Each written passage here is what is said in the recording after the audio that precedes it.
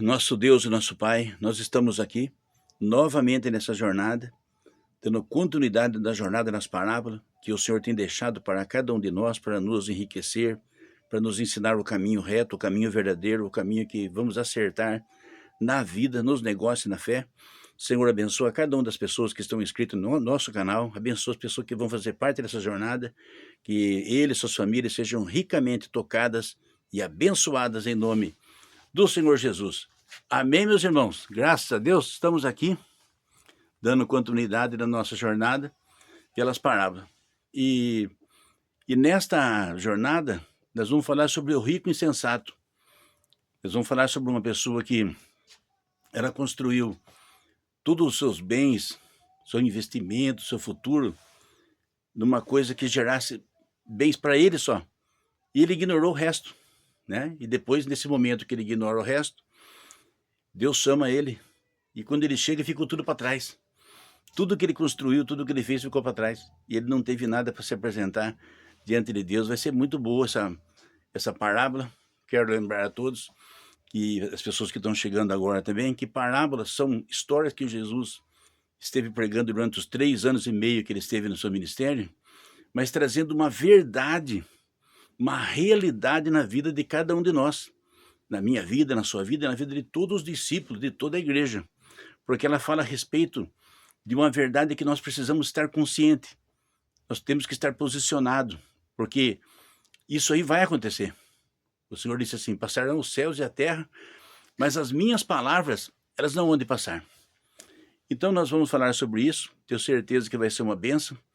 E se você seguir por toda a jornada das parábolas, eu tenho certeza, como eu tenho dito outras vezes, a sua vida não vai ser a mesma. Você não vai ver Jesus como você viu antes da jornada.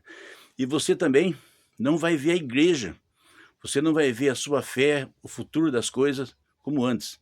Porque Jesus, na verdade, ele mostrou coisas, mostrou caminho, mostrou orientação e situações que vamos sendo libertos e transformados através dos ensinos, do conselho e da orientação da palavra dele. Antes eu preciso falar para todos, como todo mundo fala, né, meus irmãos, sobre o canal, que nós temos sido abençoados aqui, que o canal, geralmente do YouTube, eles querem que as pessoas interajam, conversam, se apresentem, né?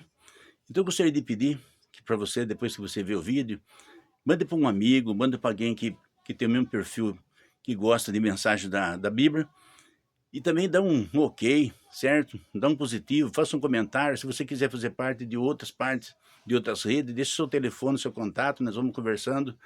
E faça parte dessa interação.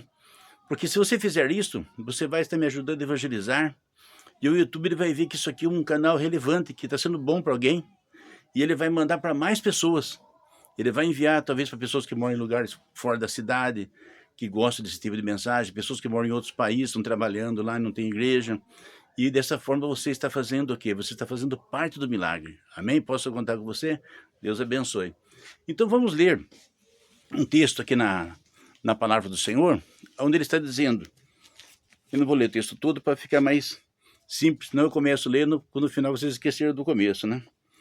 Então ele está dizendo aqui, que ele disse no livro de Lucas, capítulo 12, versículo 15, depois você poderá ler todo o texto várias vezes, ver o vídeo várias vezes, e você vai ver que é uma bênção. No capítulo 12, e versículo 15, Evangelho de São Lucas, capítulo 12, versículo 15, e disse-lhes, acautelai-vos e guardai-vos da avareza, porque a vida de qualquer não consiste na abundância que ele possui. Amém? Então ele está dizendo aqui que acautelai-vos da avareza, porque a vida das pessoas ela não consiste nos bens, na abundância que ela possui. Vou passar um contexto para vocês, para que vocês possam ter uma visão mais ampla do que estava ocorrendo naquele momento e do que aconteceu e do que acontece na nossa vida nos dias de hoje e coisas que poderão acontecer no futuro. E também podemos sermos muito enriquecidos com esta palavra. Ocorreu que no momento que o Senhor estava ensinando a palavra de Deus, fazendo o sermão da montanha, fazendo ensino, pregando e conversando com o povo, apareceu uma pessoa lá e disse assim: faça com que meu irmão, ele divida os meus bens comigo. Aí o Senhor olhou para ele e disse: quem é quem me colocou de juiz entre vocês? Interessante, né? E mesmo ele sendo uma pessoa que tinha toda a capacidade de discernir todas as coisas, ele não quis entrar nesse mérito. Em seguida ele falou assim, ele disse assim: eu vou dizer para vocês que a riqueza da pessoa não consiste nos bens que ela possui. E ele contou a parábola de um homem muito rico, que ele começou a plantar, colher e pôr no celeiro, né? Porque aquele tempo era muito comum isso, né? Porque havia, estamos falando de 2000 anos atrás, então não havia trator, não havia máquina, não havia esses caminhão, avião, navio que transporta, então era comum assim, a pessoa plantava, né? Depois ela recolhia aquele material, o milho, o trigo, e guardava no celeiro. E depois ele ia vendendo uma parte, usando uma parte, negociando uma parte com outras coisas. Então é o que sempre teve, né? Inclusive hoje também tem fazendas que fazem silos, coisa do tipo assim. E ele disse que aquele homem na parábola, ele pegou e fez uma grande colheita e começou a guardar. E depois ele fez outro, depois ele viu que não estava nem cabendo mais no celeiro dele, de tanto cereal, de tantas coisas que ele tinha. Ele falou: quer saber de uma coisa? Eu vou derrubar esse celeiro aqui e vou fazer um celeiro muito maior, para que possa caber os meus bens aqui. E ele pegou e derrubou tudo e começou a fazer aquele grande celeiro, ia juntar aquele monte de material, até que a Bíblia diz que a sabedoria de Deus disse: louco, essa noite pedirão a sua alma. O que você fez? O que está guardado? O que está juntado? O que você está fazendo? Para quem que vai ficar isso daí? E de fato o homem morre, e então gera esse caos.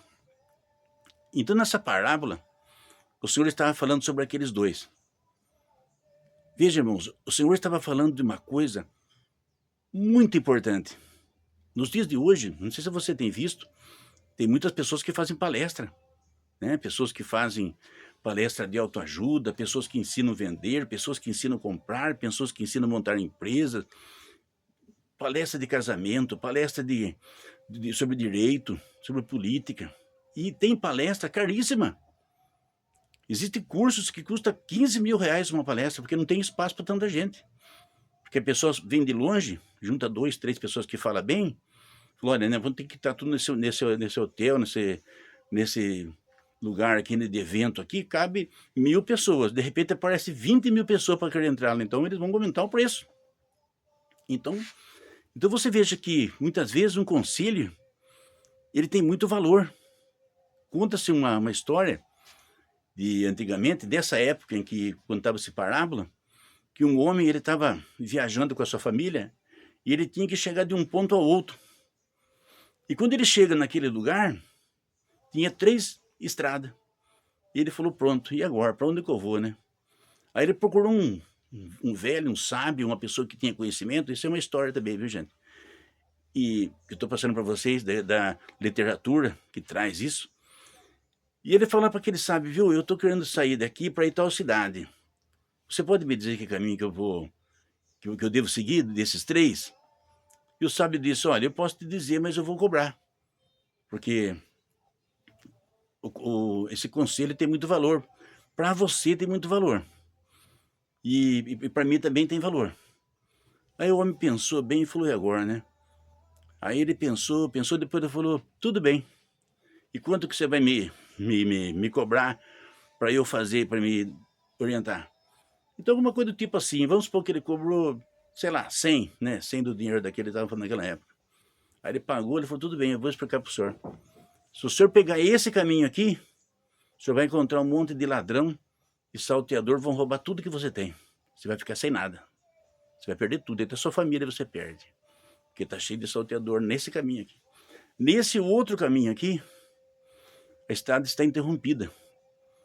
Tem umas pontes, alguma coisa lá que foi derrubado e não tem como passar. Você vai ter que andar muitos dias e voltar para trás de novo.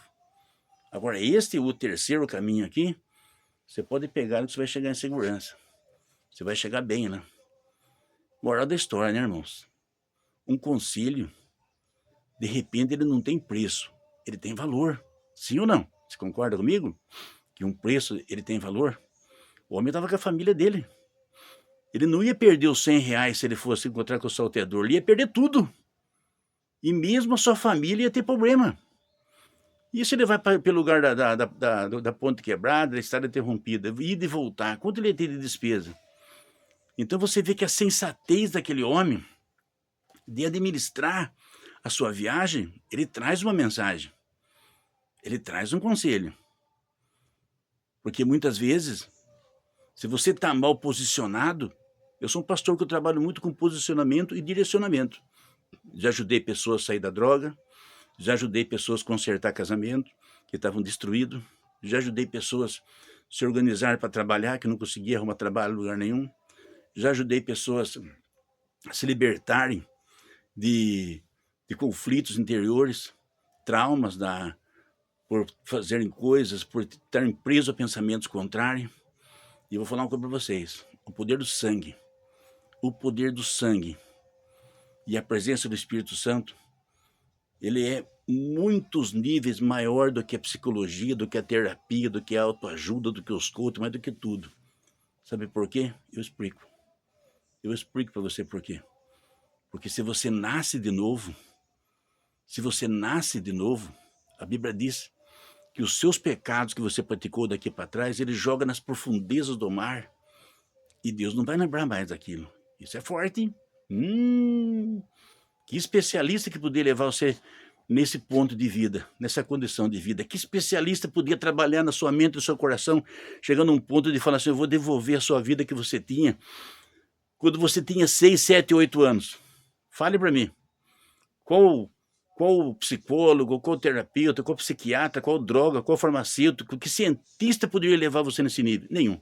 Não, nenhum. Não. Eles vão ajudar você a orientar a sua mente, colocar um equilíbrio naquilo que você é, vai trabalhar dentro de traumas, mas não, de jeito nenhum. Segunda coisa, além de Deus esquecer, a Bíblia diz que Deus perdoa as suas transgressões. A terapia não faz isso não, viu, irmão? O psicólogo não perdoa o pecado de ninguém, não, ele nem tem autoridade para isso, que de repente, às vezes, ele mesmo é um pervertido, às vezes ele trabalha como psicólogo, como terapeuta, como psiquiatra e muitas outras coisas da ciência, da humanas, mas de repente ele não crê em Deus, ele é um ateu, de repente ele escreveu livros, ele é um alcoólatra, de repente ele suicidou, estamos vendo as práticas dele, ele é um suicida. Mas no Evangelho, a Bíblia diz, vocês não querem vir a mim para ter vida? A Bíblia diz que ele perdoa suas transgressões, olha, ele devolve uma vida depois dos erros que você fez, e ele perdoa os seus pecados, e faz de você o quê? Um cidadão do reino dos céus. Isso é forte, hein? Meu Deus, hein? Então você está vendo que a gente está seguindo numa sequência, falando sobre valores, falando sobre conteúdo, e falando como você precisa colocar o foco da sua vida. Porque a sua vida é o seu maior patrimônio, certo? A sua vida é o seu maior patrimônio, a sua vida é aquilo que você tem. Ah, pastor, mas eu tenho minha vida, mas eu tenho 10 carros. Mas se você morrer? Quem que vai pagar o documento desses carros? Quem que vai fazer manutenção desses carros? Tem 4, 5 mansões aqui no nosso país que morreram os milionários e está cheio de mato lá, porque não tem ninguém que assuma o compromisso de manutenção, o compromisso de cuidar, e às vezes não quer investir um rio de dinheiro para manter aquilo em ordem. Se você pode ter 100 casas alugadas, né? Tem muito jogador de futebol que ele pega o dinheiro dele que ele ganha e ele aluga casas. Mas o dia seguinte que você for enterrado, vai ser uma briga desesperada na justiça para aquilo lá. Mas e você? Mas se os seus pecados estão perdoados, quer você seja pobre, quer você seja rico, quer você seja mediano, quer você seja uma pessoa que tenha somente a roupa do corpo, você está bem. Você está bem. Você está muito bem, porque se você passa para a eternidade, você tem negócio com aquela outra cidade. Entende? Então, voltando ao contexto que eu estava falando, porque Jesus ele estava pregando o Evangelho. Jesus, ele estava falando isso que eu falei para vocês. Perdão, salvação, vida eterna. E aqueles dois homens que vêm de encontro com ele estão pensando no quê? Nós estamos brigando porque nós queremos o terreno. Nós estamos brigando porque eu mereço isso. Nós estamos brigando porque eu quero que seja do meu jeito. Nós estamos brigando porque eu quero assim, eu quero assado. E eu, sabe? Você vê? Você vê como é que Jesus colocou um contraste? Mas pera um pouquinho. Eu estou oferecendo ouro para essas pessoas, para eles.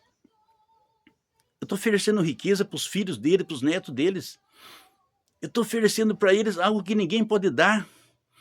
E vem esses dois me interromper para falar de repartir dinheiro, repartir propriedade. Meu Deus! Como que o homem ele é egoísta? Como que o homem ele só pensa nele próprio? Não, eu estando bem, o resto que se vire. Não, eu quero eu estar bem. Se eu estiver bem, os outros é nada. Outras pessoas não são ninguém.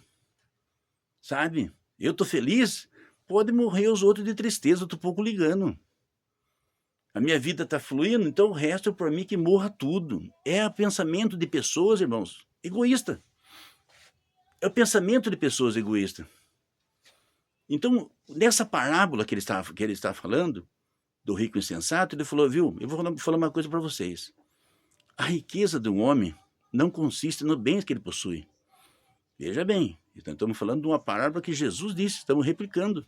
Estamos trazendo um contexto, explicando para vocês o valor de um conselho, estamos falando para vocês o valor de você estar posicionado, estamos falando para vocês de você ter uma direção para a sua vida, estou falando para vocês de você fazer diferença entre aquilo que é só para você e aquilo que é para a coletividade, que é para a sua família, que é para o seu futuro, que é para o seu bem. Veja bem, a palavra, ela está vindo nesse sentido. Nesse sentido que o Senhor disse, olha, tinha um homem que ele tinha uma grande propriedade, e ele juntava no celeiro, e ele juntava no celeiro, e ele só pensava nisso. O único pensamento daquele homem é plantar, colher e colocar no celeiro. Plantar, colher e colocar no celeiro. Para ele o resto, sabe, não tinha valor nenhum, não valia nada.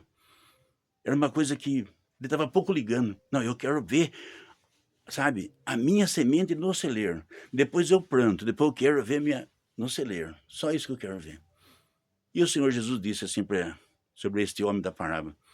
Louco, esta noite pedirão a sua alma. Né? Como a gente diz assim, pedirão a sua alma. Como é que eu posso falar para vocês? Irmãos, amigos, todo mundo teve um dia para nascer. Mas todos nós vamos ter um dia para morrer também, é óbvio. Você pensou se Nero estivesse vivo até hoje?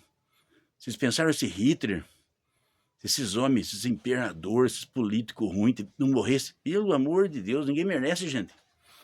A vida é um processo que você tem que estar dentro do projeto de Deus. Se você estiver dentro do projeto de Deus, seja para você seja um professor, um mecânico, um advogado, um dentista, um médico, um pedreiro. Olha, eu vou lá, eu faço meu trabalho, volto para casa, cuido da minha família. O outro lá garante que a água está vindo nas torneiras, o outro está garantindo que a energia elétrica está vindo, o outro está garantindo que os postos de saúde estão funcionando, o outro está garantindo que tem alguém que cuida da segurança. Mas isso aí não é a vida da pessoa. Ela tem que ter um tempo para ela falar, bom, eu recebi meu dinheiro, paguei o que eu tinha que pagar, eu preciso agradecer a Deus. A minha mente tem espaço para isso? O meu coração tem espaço para isso? É uma prioridade da minha vida isso? Porque se isso não for prioridade, você está com um problema. Você está com uma crise existencial como aqueles dois.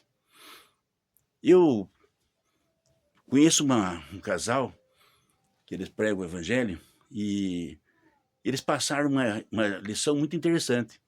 Porque ela contou que no começo da vida dela, ela vivia de oferta de supermercado. É pouca gente, que vive de oferta de supermercado. Eu acho que se torna um hábito que todo mundo até gosta de ir atrás da oferta, né? Tem muita gente que gosta de ir atrás da oferta, que acostumou, se sente bem. Tem pessoas que são ricos, sabe? Rico no sentido assim, tem uma vida estável. Tipo assim, 30% do que ele ganha dá para ele pagar as contas dele, mas ele gosta de vir num lugar que tem oferta, ele vai lá, ele compra e depois ele coloca na despensa. E tem aquela satisfação de ter feito um bom negócio. Mas tem gente, irmãos, que precisa pegar a oferta mesmo, certo? Porque ele tem um mês para cumprir. E ele sabe que o vizinho dele não vai ajudar ele a fechar o mês dele. E não é certo também ele ficar pedindo que parentes resolvam o mês dele se ele pode economizar, se ele tem condição de economizar. Não é justo ele querer que outras pessoas assumam o compromisso dele. Então, as mulheres, eles dizem que as mulheres antigas é as maiores economistas que existem, né? Porque as mulheres antigamente era assim, o homem trabalhava, então o homem sabia que o dinheiro era pouco, né? Ele falava, olha, já recebi meu salário, viu, meu amor? Já recebi meu salário, meu bem, tá aqui meu salário, tá, Deus, veja o que você pode fazer aí. Porque ele sabia que era pouco. O homem sabia que não ia dar para pagar as contas. Aí ficava na mão de quem aquela responsabilidade? Da mãe de família, porque ela falava, não, eu não quero que meu marido ele vá trabalhar sem levar almoço, né? Quando eu levava almoço, ou que ele chegue de tarde e não tenha o que comer. Eu não quero que meus filhos fiquem sem as 3 refeições. Eu não quero que chegue uma visita aqui do nada e não tenha como oferecer um café para aquela pessoa. Então, o que eu tenho que fazer? Eu tenho que tomar muito cuidado para que esse dinheiro dure até o próximo pagamento. Veja quanta sabedoria era, né, irmão? Hoje, falava para vocês, não vou falar sobre esse assunto hoje, porque é um assunto que rende muito, mas muitas pessoas hoje eles estão trabalhando para ter status. Então, uma camiseta que custa R$ 40, ele vai comprar no shopping, ele paga 600, porque de repente o estilista que fez, sem contar a Jezabel, né, mano, que ela contratou uns estilistas para fazer umas roupas indecentes, mas muito indecente mesmo, e leva no shopping lá. Ah, mas essa roupa aqui foi uma cantora famosa que tá na marca dela. Super indecente, a pessoa fica descoberta. O homem, ele fica efeminado muitas vezes com a roupa. Você não sabe se é homem ou se é mulher, porque a roupa tá tão estranha no corpo que um homem, né, ele tem que se portar e viver como um homem. Quando ele começa a usar roupa igual a mulher, né, colocando em evidência daquelas mulheres que estão lá fora, que muitas vezes não foram evangelizadas ainda, não tiveram a oportunidade de conhecer a palavra, é indecente para ele. Ele pensa que está bonito, mas ele está, na verdade, todo mundo achando ele que ele está sem identidade, ele está numa crise. E os estilistas, eles procuram fazer roupa para vender muito. E eu pergunto para você, tem muito crente? Não, os crentes são em torno de, dizem aqui no Brasil, que é em torno de 20% a 40%. Mas que obedece mesmo, acho que não tem 20%. Então eles vão fazer roupa para aqueles 80% que não é crente.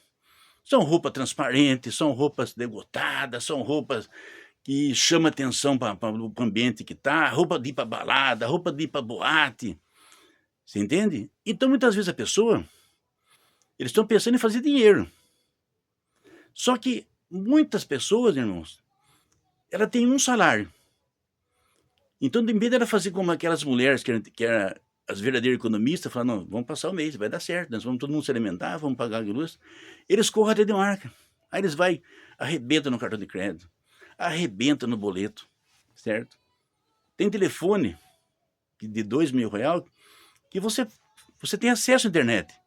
Mas ele precisa pegar um telefone daquele de 15, 17, colocar na mesa do shopping, ele vai lá comer no shopping, depois ele fica a semana inteira sem dinheiro, mas ele vai lá, porque ele vive daquilo, vive de ostentação.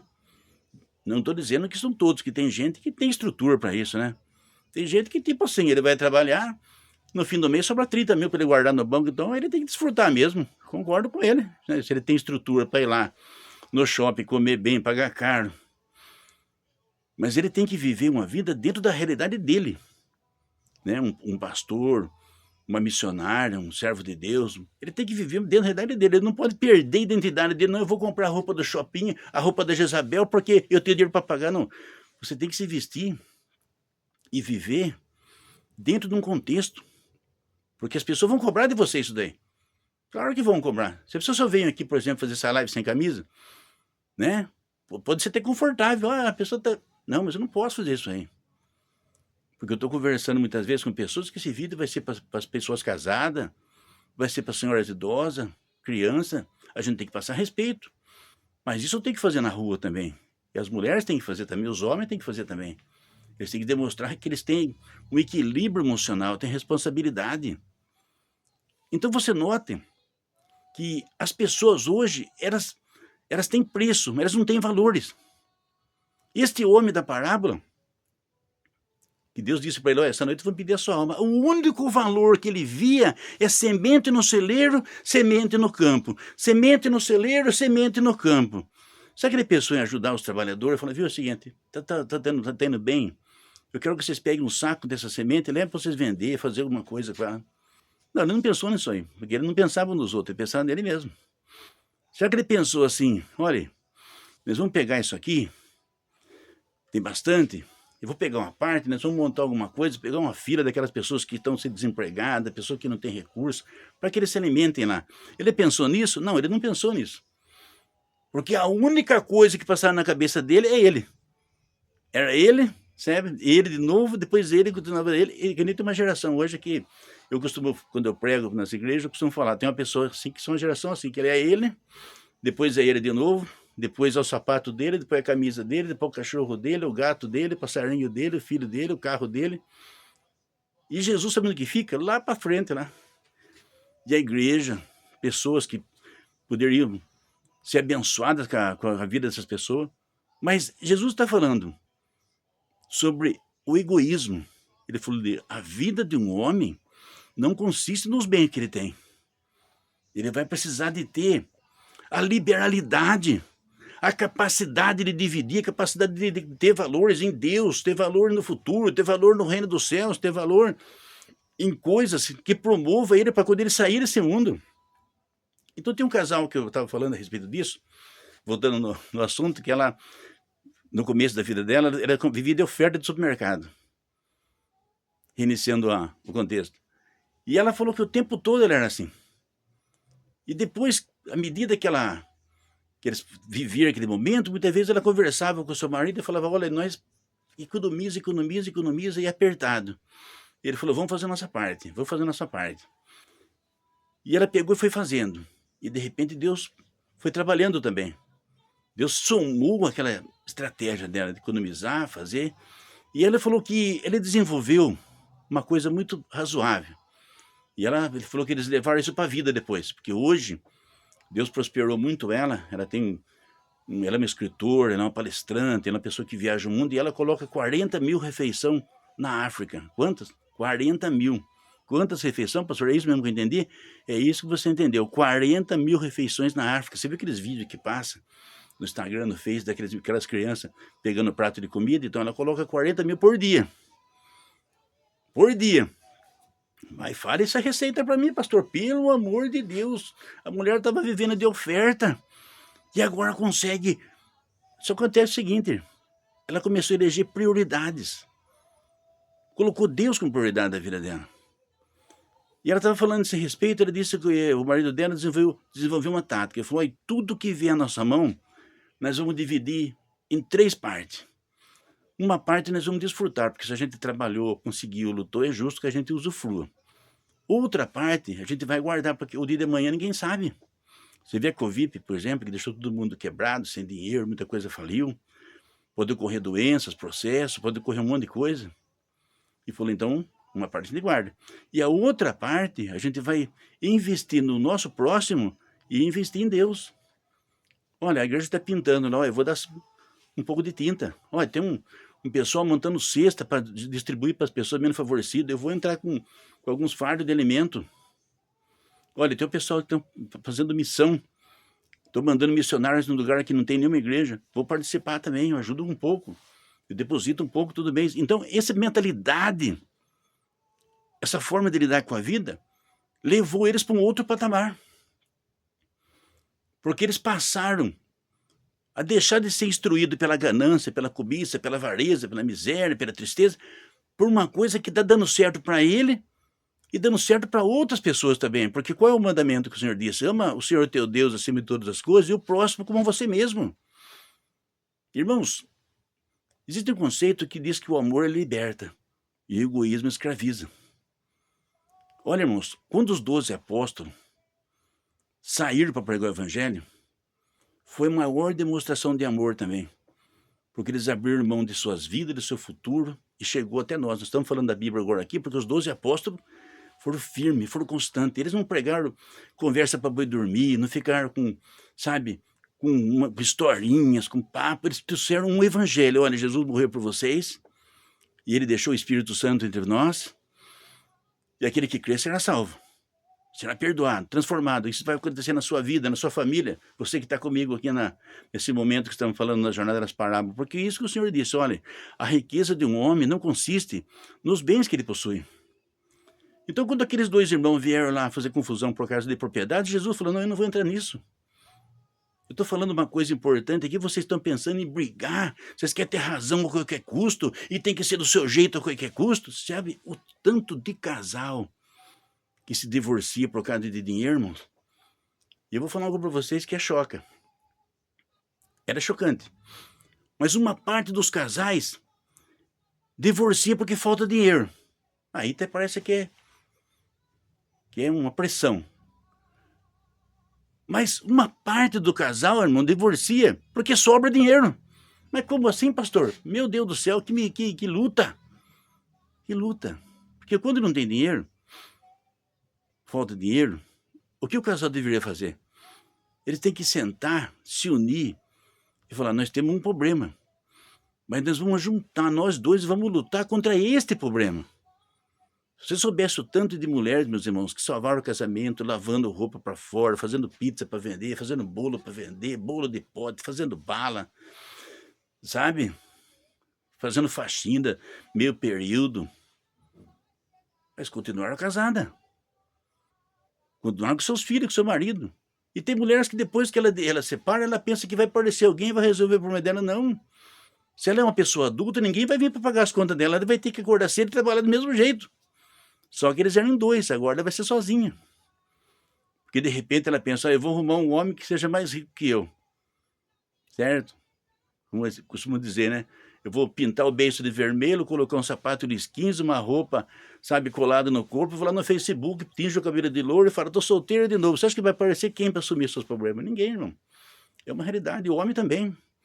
Eles vão falar, esse homem ele não deu certo com aquela mulher, deve ser problemático. É unir. Está faltando dinheiro, olha, nós vamos trabalhar mais, economizar mais, vamos procurar outra alternativa. E quando sobra dinheiro? Não, o dinheiro é meu. Não, o dinheiro é meu. Não, eu faço o que eu quero com o meu dinheiro. Não, não vou fazer, eu quero isso, eu quero aquilo outro. Vamos brigar. Vamos fazer confusão por causa do dinheiro, vamos fazer contenda, vamos dar lugar ao ódio, vamos dar lugar ao ressentimento, vamos dar lugar à mágoa, vamos dar lugar ao egoísmo. Você nota, irmãos? Que eles colocam, muitas vezes, a estratégia de vida que Deus deu, que é o casamento, em segundo plano. E a briga no primeiro plano, a confusão no primeiro plano, a encrenca no primeiro plano. E depois eles pegam pessoas fora do casamento e traz também. Traz para ajudar a brigar. Eu estava vendo esses dias um trabalho falando a respeito de um homem que a mulher descobriu que ele estava com uma dívida de 360 mil reais. E ele tinha um salário de 15 mil por mês. Então eles comiam em restaurante caro, trocavam de carro todo ano, comprava roupa de marca. Ela achava que estava tudo bem. E ele estava endividado. Ela achava que estava administrando, mas não, ele estava endividado. Ele estava pegando empréstimo do banco, quebrando os cartões, não pagava cartão. Quando ela soube que ele tinha essa dívida, ela queria divorciar dele. Quer dizer, mas a dívida ela não queria, ela queria só sair do casamento, mas a dívida ele não queria levar com ela. E por que eu estou dizendo isso?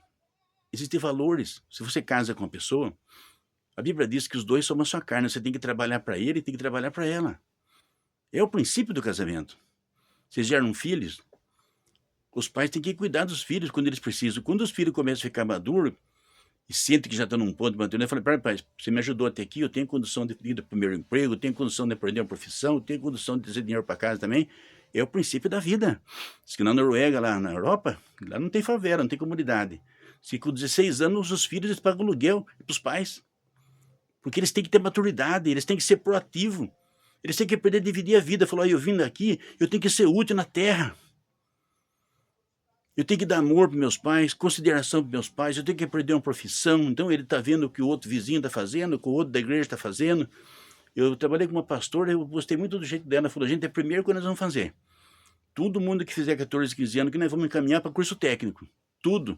Se não tiver, né, vai ajudar. Se não tiver de graça, a gente paga. Nós queremos formar uma geração de jovens úteis aqui na igreja. Úteis.